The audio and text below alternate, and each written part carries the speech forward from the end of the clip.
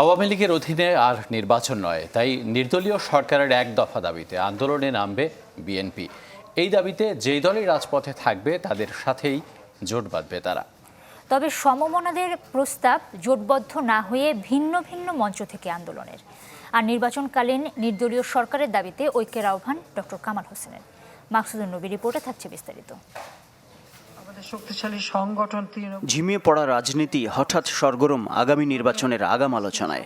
যথারীতি নির্বাচন পদ্ধতি নিয়ে বিপরীত মেরুতে বড় দুই দল। ভোটের আগের রাতে ভোট করেছেন। দলীয় সরকারের অধীনে দুটি নির্বাচনের অভিজ্ঞতা থেকে এবার আর সে পথে যেতে চায় না বিএনপি।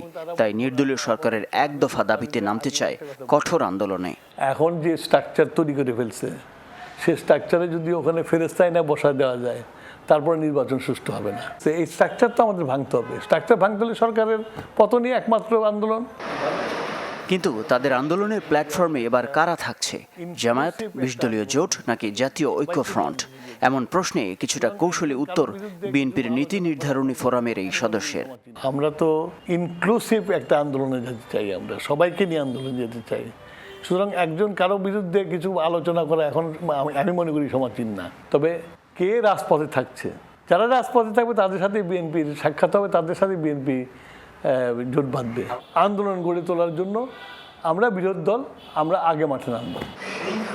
নির্দলীয় সরকারের অধীনে নির্বাচন প্রশ্নে একমত সমমনারাও। তবে এক ছাতার নিচে নয়, বরং ভিন্ন ভিন্ন মঞ্চ থেকে যুগপৎ আন্দোলনের প্রস্তাব তাদের।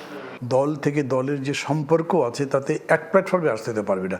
কিন্তু ধরেন 7টা দল মিলে একটা মোর্চা করেছে, আর 7টা দল মিলে একটা মোর্চা, 3টা দল মিলে একটা মোর্চা, একটা দল একাই আছে, থাক। কিন্তু সবাই একটা কমন প্রোগ্রাম, যেটা যুগপৎ বলছি, মানে একই দিনে একই কর্মসূচি একই সাথে সবাই পালন করবে।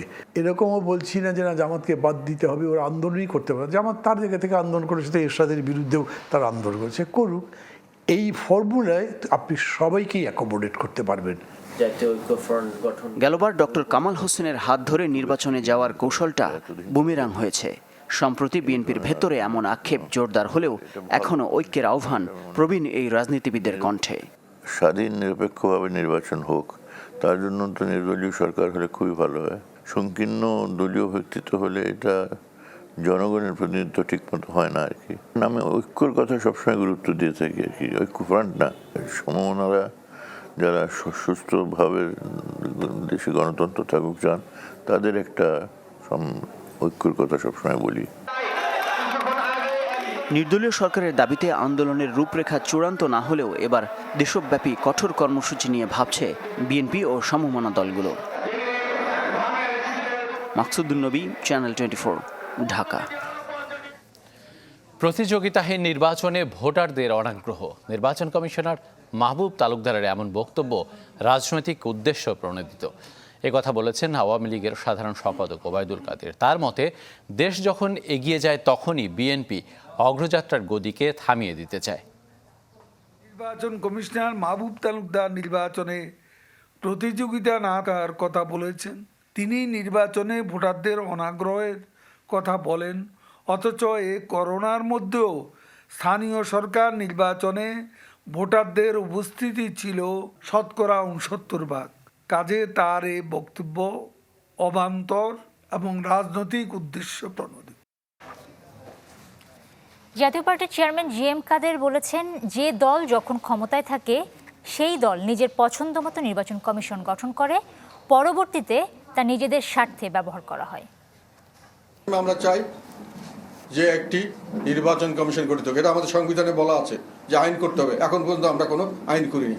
আমরা দলে যখন দলে থাকে সব দলই তখন নিজস্ব লোকদেরকে বেছে বেছে একটা নির্বাচন কমিশন বানিয়ে দেয়। রোহিঙ্গা প্রত্যাবাসনে আন্তর্জাতিক সম্প্রদায়কে সম্ভাব্য সবকিছু করার আহ্বান জানিয়েছেন প্রধানমন্ত্রী শেখ হাসিনা।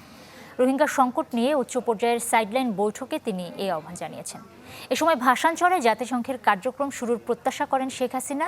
এর আগে গ্লোবাল কোভিড সামিটে অংশ নিয়ে করোনা টিকা উন্মুক্ত করার দাবি জানিয়েছেন প্রধানমন্ত্রী। মানবিক কারণে রোহিঙ্গাদের আশ্রয় দিলেও নানা আশ্বাসের পরও এখনও তাদের ফিরিয়ে নেয়নি মিয়ানমার। বাংলাদেশের বাস্তবতা, এসব লাখো রোহিঙ্গা এখন হয়ে উঠেছে দেশের বোঝা। এমন বাস্তবতায় রোহিঙ্গা সংকটের টেকসই সমাধানের রূপরেখা খুঁজতে যুক্তরাষ্ট্র সফরের চতুর্থ দিন একটি উচ্চ পর্যায়ের সাইড ইভেন্টে অংশ নেন প্রধানমন্ত্রী। আক্ষেপ করে বলেন, নানা উদ্যোগ নেওয়ার পরও নিজ দেশে ফেরানো যায়নি একজন রোহিঙ্গাকেও। আন্তর্জাতিক সম্প্রদায়কে এক্ষেত্রে সম্ভাব্য সবকিছু করার আহ্বান তার। Whatever we are doing in Bangladesh is purely on a temporary basis. As I repeatedly said, they are Myanmar nationals and hence they must go back to their homeland, Myanmar, in safety and dignity. We must all, especially the international community, do everything possible to make this happen. প্রধানমন্ত্রী বলেন, রোহিঙ্গা সংকট সমাধানে আসিয়ানের দায়িত্ব আছে। প্রত্যাবর্তনে আস্থা অর্জনে উদ্যোগ নিতে আন্তর্জাতিক সংস্থাটির প্রতি আহ্বান জানান তিনি। As fellow members, ASEAN should step up efforts in confidence building measures in Myanmar that would encourage the Rohingyas to return to their own homeland. এর আগে দিনের প্রথম কর্মসূচিতে হোয়াইট হাউস গ্লোবাল কোভিড-19 সামিটে অংশ নেন প্রধানমন্ত্রী। তুলে ধরেন আগামী আগস্টের মধ্যে দেশের 80% মানুষকে টিকার আওতায় আনার পরিকল্পনা। We are planning to vaccinate 20 million people per month until 80% of our population is vaccinated by August 2022. বিশ্বব্যাপী টিকাদান কর্মসূচি আরও কার্যকর করতে করোনা টিকাকে উন্মুক্ত করার আহ্বানও জানান প্রধানমন্ত্রী শেখ হাসিনা। সাদবিন শফিক, চ্যানেল 24। এদিকে মিয়ানমারের বাস্তুচ্যুত রোহিঙ্গা ও স্থানীয় জনগণের জন্য 15,80,00,000 মার্কিন ডলার অনুদানের ঘোষণা দিয়েছে যুক্তরাষ্ট্র। জাতিসংঘে যুক্তরাষ্ট্রের প্রতিনিধি লিন্ডা থমাস গ্রিনফিল্ড এই ঘোষণা দিয়েছেন। জানান, রোহিঙ্গাদের খাদ্য, বস্ত্র, চিকিৎসা, শিক্ষাসহ শারীরিক ও মানসিক বিকাশে ব্যয় হবে এই অর্থ। Of this funding, nearly $158 million is for programs inside Bangladesh. বাংলাদেশে আশ্রয় নেওয়া রোহিঙ্গাদের জন্য আরও 15,80,00,000 মার্কিন ডলার সহায়তা দেবে যুক্তরাষ্ট্র। এই অর্থ রোহিঙ্গাদের স্বাস্থ্য, শিক্ষাসহ সার্বিক উন্নয়নে ব্যয় হবে। রোহিঙ্গাদের আশ্রয় দেয় বাংলাদেশ সরকার আর এর জনগণকে আবারও ধন্যবাদ। প্রেমের টানে এক হয় দুটি প্রাণ, বাঁধে ঘরও, কিন্তু ভিন্ন ধর্মের হওয়ায় খলনায়কের ভূমিকায় স্ত্রীর পরিবার। তাই তো থানা পুলিশ হয়ে সমাধানে হাইকোর্টে অসহায় স্বামী। 4 মাস পর আদালতে দেখা হয় স্ত্রীর সাথে। দর্শক,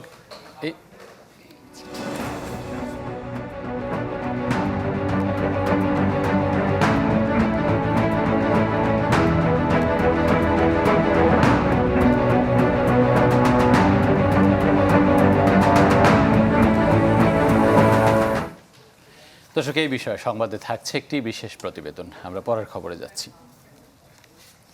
ইভ্যালের কর্ণধার মোহাম্মদ রাসেলকে কারাগারে পাঠিয়েছেন আদালত। জামিন আবেদন এবং রিমান্ড দুটি নাকচ করে জেল গেটে জিজ্ঞাসাবাদের নির্দেশ দেওয়া হয়েছে। তার মুক্তির দাবিতে আদালত এলাকায় মানববন্ধন করেছেন ভুক্তভোগীরা। আর অরেঞ্জের প্রতারণার শিকার বিনিয়োগকারীদের বিক্ষোভে পুলিশের লাঠিচার্জে আহত হয়েছেন 10 জন। এবার অর্থ ফেরতের দাবিতে রাজপথে নামলেন অরেঞ্জের বিনিয়োগকারীরা। জাতীয় প্রেস ক্লাবের সামনে মানববন্ধন ও বিক্ষোভ মিছিল করেন তারা। তবে বাণিজ্য মন্ত্রণালয়ে স্মারকলিপি দিতে গেলে লাঠিচার্জ করে তাদের ছত্রভঙ্গ করে দেয় পুলিশ। এদিকে ধানমন্ডি থানার প্রতারণা মামলায় রিমান্ড শেষে বৃহস্পতিবার দুপুরে সিএমএম কোর্টে নেওয়া হয় ইভ্যালির প্রধান নির্বাহী কর্মকর্তা রাসেলকে। বিকাল 3টার পর তোলা হয় এজলাসে। ধানমন্ডি থানার আরেক মামলায় 5 দিনের রিমান্ড চায় পুলিশ। জামিন আবেদন করে আসামি পক্ষ। বলেন, জামিন না হলে ভুক্তভোগীদের অর্থ ফেরতের অনিশ্চয়তা কাটবে না। মামলা দিয়ে কিন্তু সমস্যার সমাধান করা যায় না। তো এখানে আপনারা দেখছেন যে আপনাদের সামনে অনেক গ্রাহক উপস্থিত আছেন, তারাও কিন্তু ভুক্তভোগী। কিন্তু ভুক্তভোগী থাকা সত্ত্বেও তারা চাচ্ছে যে রাসেল সাহেব জামিনে বের হয়ে আসুক। বের হয়ে আসার পরে ওনাদের যার যেটা পাওনা যেভাবে আছে, কাউকে গুডস ডেলিভারি করুক, অথবা যদি কেউ গুডস নিতে অস্বীকার করে তার টাকা ফেরত দেওয়া হোক। এই জন্য আমি মনে করছি তার জামিনটা একান্ত প্রয়োজন। দুপক্ষের বক্তব্য শুনে রাসেলকে কারাগারে পাঠান আদালত। নির্দেশ দেন, আগামী 3 কার্যদিবসের মধ্যে একদিন জেল গেটে আসামিকে জিজ্ঞাসাবাদ করতে পারবেন তদন্ত কর্মকর্তা। ডিফেন্স লয়ার তার ডিফেন্সের জন্য, তাদের আসামি জামিনের জন্য অনেক কথাই বলবেন। হ্যাঁ, টাকা দিয়ে এটা তো একটা পলিসির ব্যাপার। এটা কিভাবে টাকা দিবে না দিবে এটা তো পলিসি, এটা পুলিশ কর্তৃপক্ষ আছে, গভর্নমেন্ট আছে, তারা কীভাবে টাকা পয়সা দিবে এটা আলোচনার সাপেক্ষে এটা হওয়া দরকার। এটা আদালতে শুধু একটা বক্তব্যের মাধ্যমে এই কথাটা শেষ হবে না। রাসেলকে সিএমএম আদালতে হাজিরের খবরে সেখানে জড়ো হন ভুক্তভোগীরা, মুক্তির দাবিতে করেন মানববন্ধন। নাহিদ হোসেন, চ্যানেল 24, ঢাকা। ভিআইপি গ্রাহককে সুবিধা দিতে ব্যাংক লেনদেনের সময় শেষ হবার পরও খোলা হয় ভল্ট, এতেই বাধে বিপত্তি। গরমিল হয় 19 কোটি টাকার হিসাবের। কেন্দ্রীয় ব্যাংকের তদন্ত দল ইউনিয়ন ব্যাংকের গুলশান শাখা পরিদর্শনে গেলে বেরিয়ে আসে এই তথ্য। এতে 3 কর্মকর্তাকে শাস্তি দেয় ইউনিয়ন ব্যাংক। তদন্তের পর পরবর্তী ব্যবস্থা নেওয়ার কথা জানিয়েছে বাংলাদেশ ব্যাংক। বিভিন্ন সময়ে সরকারি বেসরকারি ব্যাংকের ভল্টে সঞ্চিত অর্থ ও হিসাবে গড়মিলের তথ্য উঠে আসে গণমাধ্যমে। সে ধারাবাহিকতায় সবশেষ নাম ইউনিয়ন ব্যাংক। সপ্তাহের শুরুতে চতুর্থ প্রজন্মের এই ব্যাংকের গুলশান শাখা পরিদর্শনে যায় বাংলাদেশ ব্যাংকের অডিট টিম। সে সময় গড়মিলের তথ্য উঠে আসে ভল্টে সঞ্চিত অর্থ ও হিসাবের মধ্যে। কাগজের হিসাব অনুযায়ী ভল্টে 31 কোটি টাকা থাকলেও সেখানে নগদ অর্থ ছিল 12 কোটি টাকা। তবে তৎক্ষণাৎ সে টাকা সমন্বয় হয়েছে বলে দাবি ব্যাংক কর্তৃপক্ষের। এটা কিছুটা আংশিক ভুল বুঝাবুঝি। 19 তারিখ সন্ধ্যায় আমাদের একজন খুব ইম্পর্টেন্ট একজন ভিআইপি গ্রাহক, আমাদের যখন ট্রানজ্যাকশন শেষ হয়ে গেছে তখন উনি টাকার প্রয়োজন আমাদের কাছে আসছেন।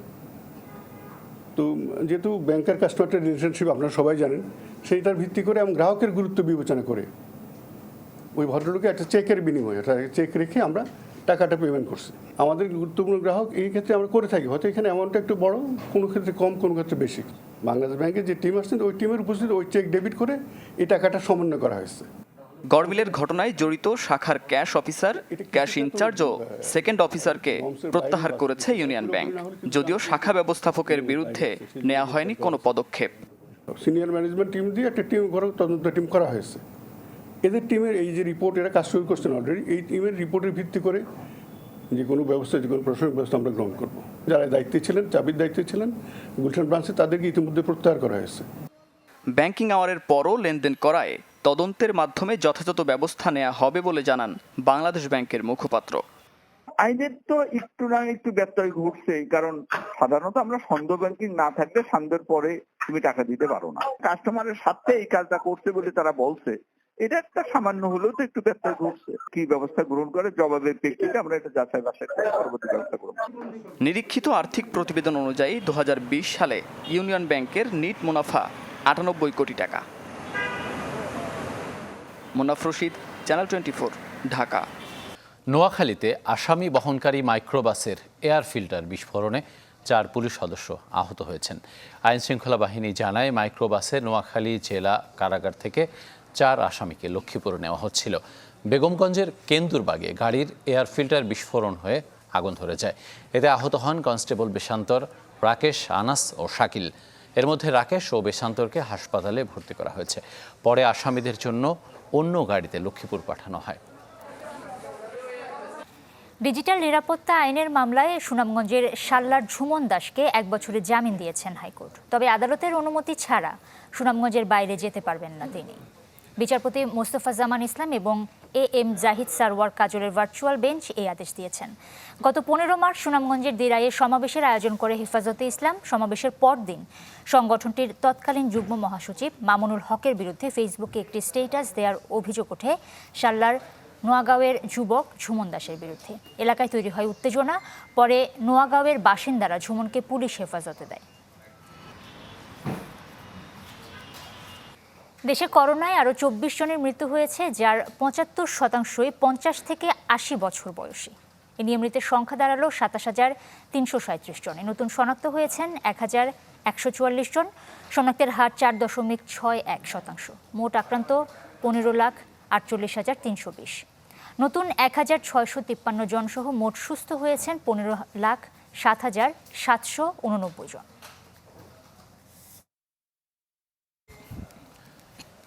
বিয়ে করেছিলেন ভালোবেসে, যেখানে বাধা হতে পারেনি ধর্ম। এক পর্যায়ে পরিবার মিথ্যার আশ্রয় নিয়ে আটকে রাখে লালমনিরহাটের প্রীতিলতাকে। পাগলপ্রায় স্বামী থানা ও পুলিশ করেও উদ্ধার করতে পারেননি স্ত্রীকে। অবশেষে রিট করে এই দম্পতির দেখা হলো হাইকোর্টে। দুজনই জানান সংসার করতে চান তারা। এ বিষয়ে 2 পরিবারকে সমঝোতার পরামর্শ দিলেন আদালত। ফাতাহ ও প্রীতিলতা রায় রাজশাহী বিশ্ববিদ্যালয়ের একই বর্ষের শিক্ষার্থী।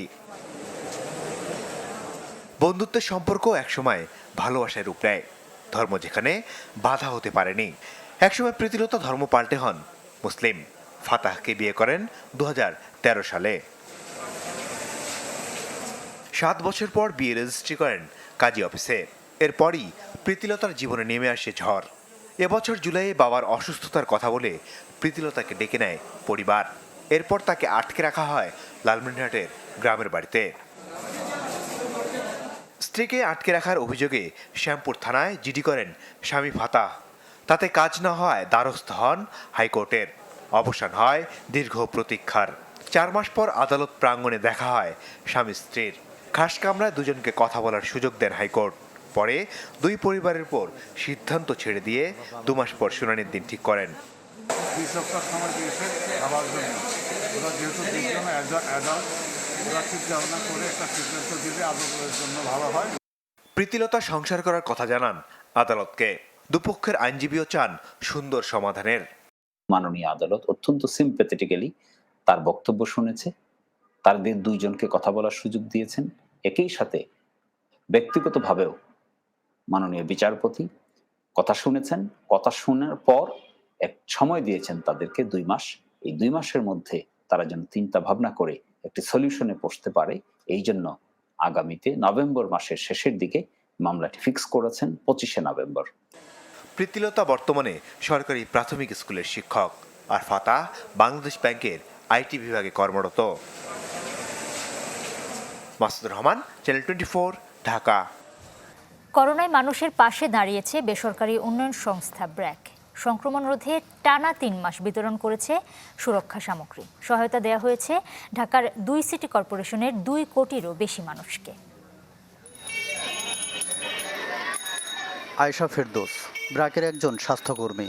করোনা সংক্রমণ ঠেকাতে গেল 3 মাস ধরে সচেতনতার বার্তা প্রচার করছেন রাজধানীর রায়ের বাজারে।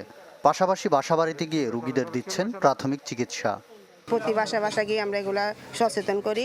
তারপর আবার মাস্ক ছিল, আমাদের মাস্ক বিতরণ করছি। আর যাদের জ্বরের রোগী পাইছি আমরা তাদেরকে আমরা ডাক্তারের সাথে কথা বলাই মেডিসিন দিয়ে আসছি। করোনার প্রাদুর্ভাব কমাতে ব্র্যাকের এই কার্যক্রমে সহযোগিতা করছে ইউএনএফএ, এফএও, এফসিডিও। রাজধানীর 2 সিটি কর্পোরেশনের ঝুঁকিপূর্ণ এলাকায় সেবা দিতে গঠন করা হয়েছে কমিউনিটি সাপোর্ট টিম ঢাকা। 600 শিক্ষা প্রতিষ্ঠানে বিতরণ করা হচ্ছে মাস্ক ও সুরক্ষার সামগ্রী। এই কঠিন মুহূর্তে ওনাদের এই মাস্ক ইয়েটা খুবই উত্তম এবং আমরা ওইভাবেই ইনশাআল্লাহ চলছি। সুবিধা যদি আমার পেট ব্যথা করে বা মাথা ঘুরে বা জ্বর আনছে থাকে কইলে হেরা আসে। খুব ভালো মানের মাস্ক এবং ব্যবহার করেও অনেক সফটলি ব্যবহার করতেও অনেক সুবিধা। কোভিড ভীতি দূরীকরণ ও সচেতনতা তৈরি এই প্রকল্পের প্রধান লক্ষ্য বলেই জানান ব্র্যাকের স্বাস্থ্য, পুষ্টি ও জনসংখ্যা কর্মসূচির পরিচালক। মানুষকে উদ্বুদ্ধ করছে যেন তারা এসে তারা নিজেরাই বুঝতে পারে যে কিভাবে কোভিড প্রতিরোধ করতে হবে এবং আমাদেরকে তাদেরকে বেশি বোঝা মানে একসময় আমরা তাদের কাছেই এই সম্পূর্ণ জিনিসটা ছেড়ে দিয়ে চলে আসতে পারি, অর্থাৎ তারা তাদের কমিউনিটিতে কোভিড প্রতিরোধে কাজ করবে actively. Community support team Dhaka প্রকল্পের আওতায় কাজ করছেন 170 জন স্বাস্থ্যকর্মী ও 136 জন স্বেচ্ছাসেবী। সোহেল চৌধুরী, চ্যানেল 24, ঢাকা। এবারে খেলার খবর। সাফ মিশনকে সামনে রেখে নতুন কোচ অস্কার ব্রোজনের অধীনে আজ প্রথম অনুশীলন ছিল বাংলাদেশের, যেখানে 10 বসুন্ধরা কিংস ফুটবলার বাদে বাকিদের পরখ করেছেন এই স্প্যানিশ। দলে খুব বেশি পরিবর্তনের সম্ভাবনা উড়িয়ে দিয়েছেন ব্রোজন। এদিকে দলে ডাক পেলেও শঙ্কা কাটেনি এলিটা কিংসলের খেলা নিয়ে। দেশের ফুটবলে আরও একটা নতুন অধ্যায়, নতুন যাত্রা, যেখানে পথ প্রদর্শক স্প্যানিশ কোচ অস্কার ব্রোজন, সঙ্গী একঝাঁক ফুটবলার। এর আগে বহুবার বঙ্গবন্ধু স্টেডিয়ামের সবুজ ঘাসে পা রেখেছেন, তবে এবারের আগমনের হেতু ভিন্ন। জাতীয় দলের কোচ হিসেবে প্রথম সেশন ছিল ব্রোজনের। কিন্তু নির্ভর থাকার সুযোগ কোথায়? সাফ অভিযানে যে সময় নেই, তাই প্রথম দিনেই সিরিয়াস টিম বাংলাদেশ। দীর্ঘ মৌসুমের ক্লান্তি কাটাতেই কি অনুশীলনে ভিন্নতা?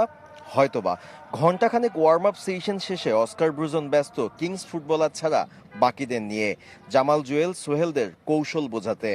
যেটা নতুন আছে ওরা একটু বেশি এক্সপ্লেইন করছে, আর বসুন্ধরা প্লেয়ার ছাড়া মানে অন্য প্লেয়ার ওরার সাথে মানে আলাপ করছে কি করতে হবে ও কি চায় এইসব জিনিস করছে। তবে অনুশীলনের স্পটলাইট কেড়ে নিয়েছেন আরও একজন, তিনি এলিটা কিংসলে। নাইজেরিয়ার নাগরিকত্ব ছেড়ে বাংলাদেশি এখন তিনি, জাতীয় দলেও প্রথম। কিন্তু শঙ্কা কাটেনি, সাফে খেলতে এএফসি ও ফিফার অনুমোদনের অপেক্ষায় এখনো ফুরায়নি। If it comes to that effect that I'm going to take part in SAF, then I'm going to actually justify the reason why I put on the jersey. কেমন ছিল অস্কারের প্রথম সেশন, কেমন হবে তার কৌশল, এত অল্প সময়ে সাফ চ্যাম্পিয়নশিপের চ্যালেঞ্জ উতরাতে পারবেন তো? We challenge the players, we make a lot of combinations with chances in the position, trying to find balls out to use the space inside, some kind of shooting, so some of the things that we think that we need to urgently. শেষ মুহূর্তে দলে যোগ দিয়েছেন হৃদয়, প্রথম অনুশীলনেও দেখা গেছে এই defensive মিডফিল্ডারকে। Sadman Shakib, channel 24, Dhaka.